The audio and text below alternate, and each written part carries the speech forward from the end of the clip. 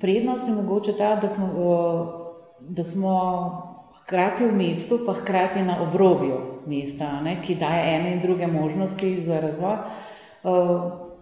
Drugače pa jaz bi želela, da seveda delujemo na enak sistem in enak način, saj smo predpisi, enako kot vse šole v centru, kot mi.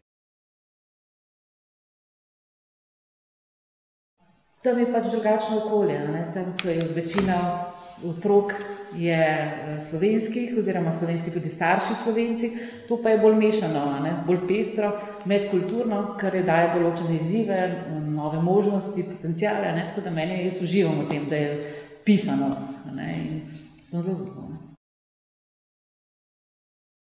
S tem stereotipom se jaz borim že odkar sem tukaj 5. leto in vedno kamorkoli grem, ko moram predstaviti našo šolo, vedno se borim s temi stereotipi, ki so naokrog. In jaz Fužin ne vidim kot geto, jaz vidim pravzaprav kot eno mesto v malem, ker imamo res vse.